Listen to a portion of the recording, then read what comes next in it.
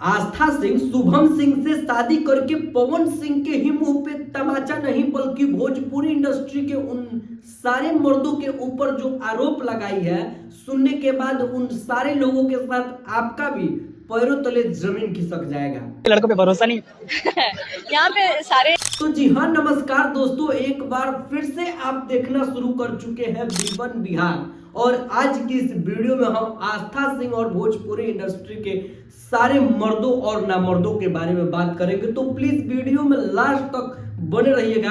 अभी तक चैनल से नहीं जुड़े हैं तो सब्सक्राइब कर लीजिएगा। स्टार्ट किया तभी पवन सर के गाने में मुझे मौका मिल गया, फिर उधर से इधर डाइवर्ट हो गई। तो देखो भाई, अभी एक बहुत ही बड़ा न्यूज, बहुत बड़ा अपडेट सामने आया हुआ था आस्था सिंह और शुभम सिंह के बीच।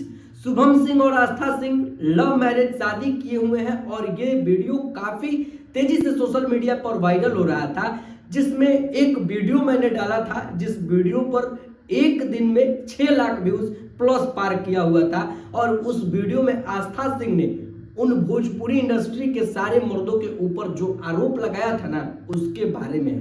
तो देखो भाई, होता कुछ ऐसा है कि आस्था सिंह से एक इंटरव्यू के दौरान पूछा जाता है, नॉर्मल सी सवाल पूछा जाता है कि आस्था सिंह भोजपुरी इंडस्ट्री के जो मर्द हैं उनसे शादी क्यों नहीं करती है।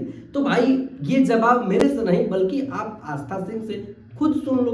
वो इंडस्ट्री से या बाहर से? नहीं, बाहर से। इंडस्ट्री से। क्यों इंडस्ट्री के लड़कों पे भरोसा नहीं यहाँ पे सारे मतलब मेरा क्या था ना, मैं इंडस्ट्री में आने से पहले उनसे जुड़ी हुई हूँ। तो देखो, इनका डायरेक्ट मानना होता है कि वो इंडस्ट्री के बारे में तो आप लोग जानबे करते हैं और वो मेरा पहले का प्यार थे, इसलिए मैंने उनसे शादी किया।